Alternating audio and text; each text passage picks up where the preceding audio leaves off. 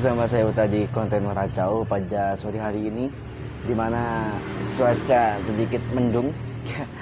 Entah nggak tahu kapan akan reda ya, karena kalau nggak salah di bulan Maret ini mungkin hingga pertengahan April cuaca akan selalu berubah-ubah dari yang panas kemudian ke mendung gitu kan, dan sebaliknya gitu, tiba-tiba hujan deras gitu dan akhirnya panas gitu kan. Jadi memang prediksi cuaca memang nggak bisa ditentukan gitu.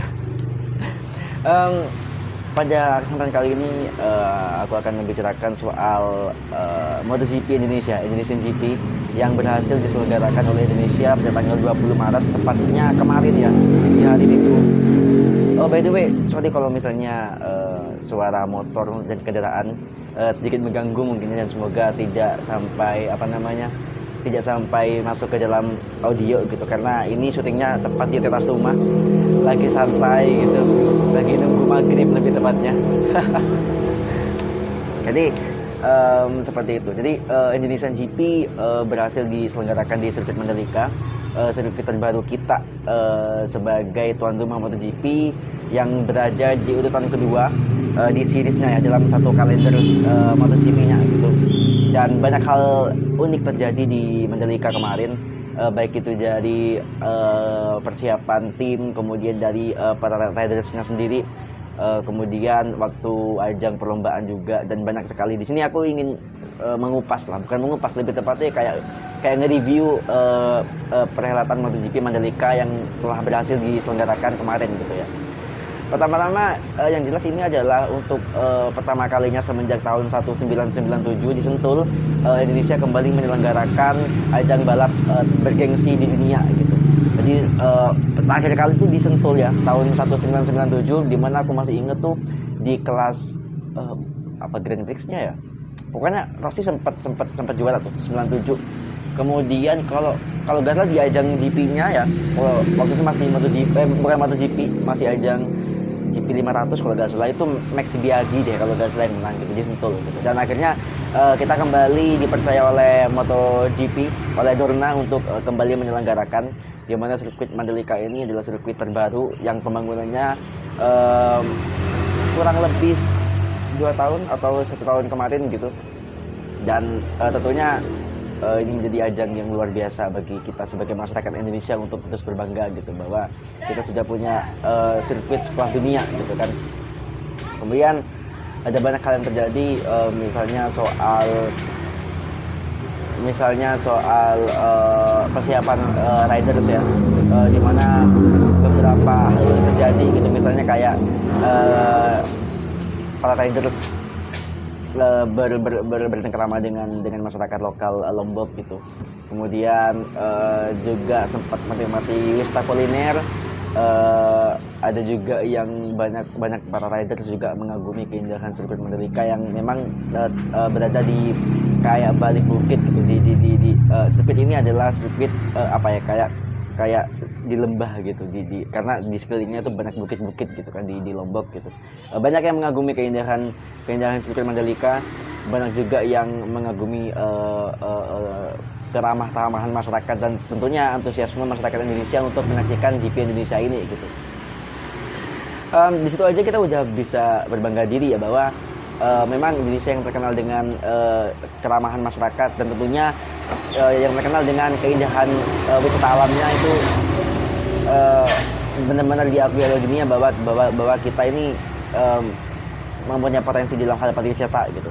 Salah satunya adalah sirkuit Mandalika ini gitu. Dimana memang selain untuk mengadakan ajang balap, entah itu MotoGP atau mungkin World Superbike, atau nanti entah ajang apa lagi yang akan diselenggarakan di Mandalika ya, tapi juga sirkuit Mandalika bertujuan untuk menarik wisatawan juga tentunya nih.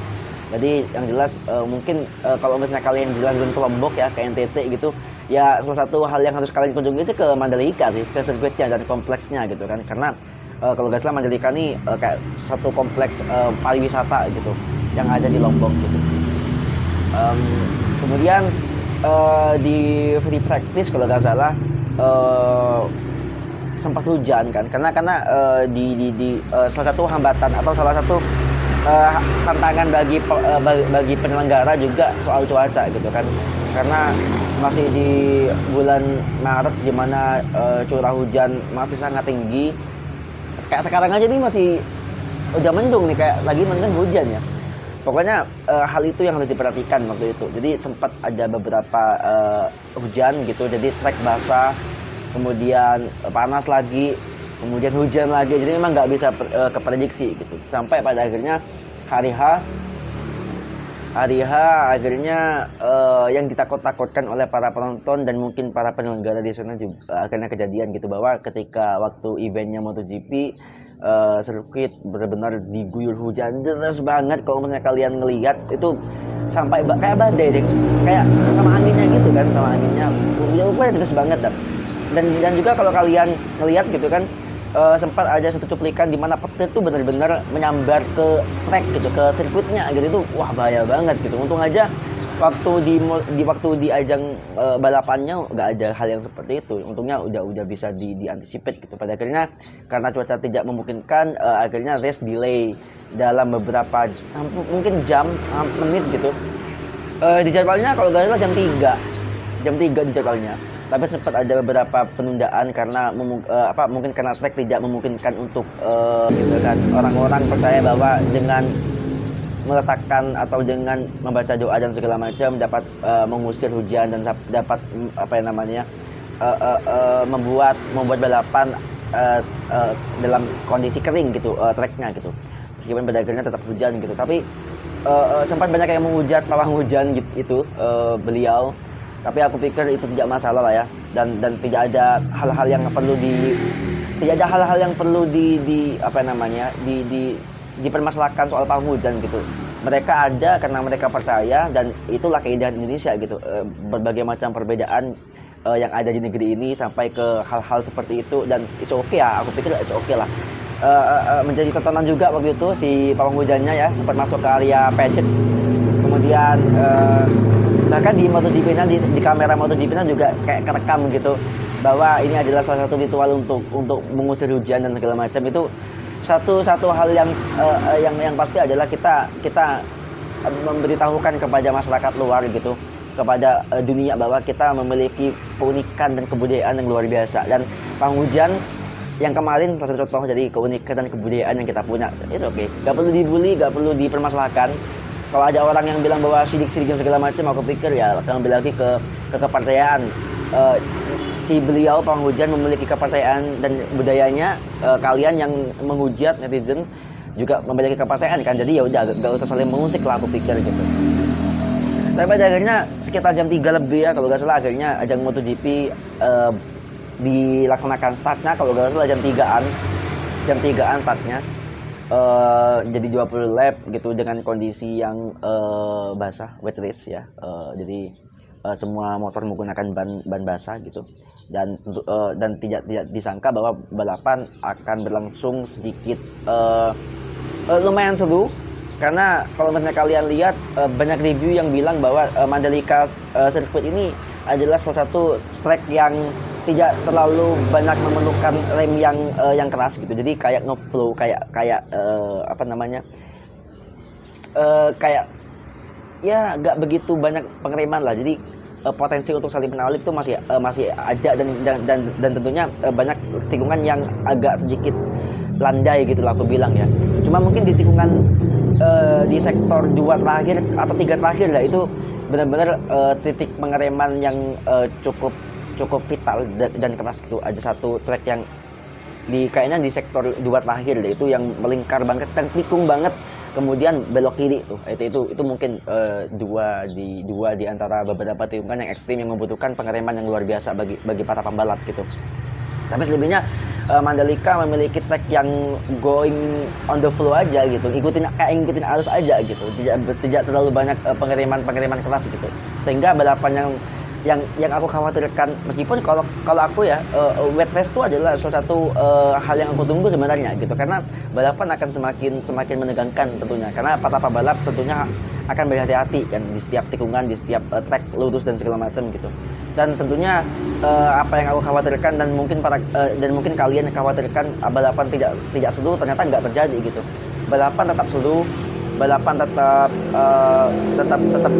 memunculkan banyak sekali overtaking luar biasa, meskipun di pertengahan balap ada beberapa insiden ya, seperti kayak apa ya namanya ya, beberapa pebalap mengalami kayak slick gitu, kayak hampir kepleset gitu, tapi untungnya masih bisa kekontrol gitu. Banyak yang kemudian melebar juga, dan waktu menginjakkan curb di sisi pinggir sirkuit itu juga hampir ada yang kepleset. Kalau nggak salah cuma satu pebalap yang jatuh, Jorge Martin dari pertama Ducati ya. Selebihnya para pebalap tidak banyak yang crash gitu ya untungnya. Dan yang disayangkan ya Marquez gitu kan. Mungkin aku dan juga kalian para penggemar Marquez mungkin agak sedikit kecewa di mana Marquez dia jadi untuk turun di Mandalika ya kan. Karena waktu nggak salah Marquez tuh sempat jatuh 2-3 kali di free practice, kemudian di warm up sempat jatuh yang kemudian ini jatuh yang paling parah itu kan, sampai terbental gitu. Kemudian ketika dicek di medical centernya dinyatakan bahwa Marquez dalam keadaan yang tidak fit untuk mengikuti balapan. Itu sayang banget sebenarnya kok gak ada Marquez di Mandalika. Padahal kita semua kepingin Marquez ya di Mandalika gitu kan. Tapi it's okay, balap yang lain juga menghibur kok. Miguel Oliveira akhirnya berhasil memenangkan pertandingan. Kemudian Fabio Quartararo luar biasa, dia meraih pole position, kemudian sempat terjerembab di posisi 5, kemudian dia lap by lap akhirnya berhasil memangkas jarak sehingga kemudian finish di posisi kedua. Itu kalau misalnya lapnya agak sedikit panjang dikit ya, itu kayaknya si Miguel Oliveira kayaknya bisa ditangkap sama Fabio Quartararo kayaknya. Tapi kalau gas itu tinggal menyisakan beberapa lap, meskipun gapnya semakin sedikit, tapi tetap akhirnya Miguel Oliveira yang menang gitu. Kemudian di posisi 3 itu ada Jack Miller ya. Jack Miller? Bukan tuh. Aduh, siapa sih? Posisi ketiga siapa ya? Oliveira, kemudian Zarco, Johan Zarco bagus banget ya. Johan Zarco. Ducati emang keren sih. Ducati begitu tim pabrikan dan satelitnya luar biasa gitu. Padahal di si komentator kan, kalau kalian dengar, si komentator MotoGP kan bilang kan bahwa si Jack Miller ini sebenarnya jago banget di wet race gitu kan, di track basah gitu. Dan benar ketika awal-awal si Jack Miller cukup bagus nih, cukup memimpin balapan meskipun pada akhirnya disusul sama Oliveira gitu kan. Ya, banyak sekali overtaking yang terjadi, dan kalau nggak salah di urutan 6, 7, 8, 9 atau 5, 6, 7, 8 ya, itu jaraknya sangat tipis sekali. Jadi kayak satu grup gitu yang saling menyusul. Kalau nggak salah melibatkan ada Suzuki juga gak sih, Rins, ada Johan Mir juga satu grup itu ya. Pas sama si ini Darren Binder deh, kalau Brad Binder sama siapa lagi sebenarnya ya, salah satu rookie deh itu kalau nggak salah, lupa. Pokoknya ada tuh satu di selain top 4 ada 5 ke bawah kayaknya, itu kalau nggak salah sampai 8 kalau nggak 9, itu satu company group gitu, rombongan saling menyalip. Keren juga sih sebenarnya. Kalau misalnya kering ya, itu berpotensi melahirkan banyak sekali salip menyalip gitu. Dan juga kalau kering kan pastinya kita sebagai pembalap juga dapat memacu motornya di potensi yang jauh lebih tinggi, dan kalau di wet test kan mereka harus berhati-hati gitu. Tapi itu oke, seru banget Mandalika sih, seru banget sih. Dan Bapak Presiden kita yang turun langsung untuk menyerahkan pialanya, keren banget. Ngeliat Pak Jokowi kayaknya seneng banget deh. Salah satu impian kita akhirnya diwujudkan oleh beliau gitu ya. Keren sih. Dan mungkin PR-nya lagi, yang unik lagi, kalau nggak salah kalian juga pasti ngeh gitu bahwa Miguel Oliveira di wawancaranya dia mengatakan bahwa akan mendedikasikan kemenangan ini kepada salah satu staf hotel yang selama ini membantunya gitu, Disman kalau nggak salah namanya. Dan itu unik sih, cukup unik sih. Waktu ngelihat wawancaranya juga cukup kaget gitu kan, ngelihat Oliveira menyampaikan hal seperti itu gitu. Dan kita tunggu tahun depan nih 2023. Karena di Mandalika kan sebenarnya kan masih belum 100% 100% rampung ya. Mungkin untuk tracknya mungkin yang 100% gitu, tapi untuk fasumnya, untuk beberapa area, apalagi di area tengah sirkuitnya kayaknya masih belum belum diselesaikan dengan baik gitu, masih ada kayak gundukan tanah, kemudian dan juga sistem drainase ya. Sistem drainase sirkuit juga harus diperbaiki agar ketika hujan turun, kemudian ketika hujan reda itu genangan airnya tidak terlalu parah gitu, sehingga dapat cepat kering juga, dan juga dapat segera dapat segera melangsungkan balapan, jadi gak terlalu kedelay gitu. Ya, banyak sekali PR buat Indonesia ke depannya, buat Mandalika untuk MotoGP 2023 ya di Mandalika. Kita nantikan aja gimana perkembangan sirkuit ini, dan ya kita apapun kekurangan dan kelebihan yang dimiliki Mandalika, kita tetap sebagai bangsa Indonesia harus berbangga diri bahwa kita adalah salah satu negara yang menjadi tuan rumah ajang balap motor bergengsi di dunia gitu.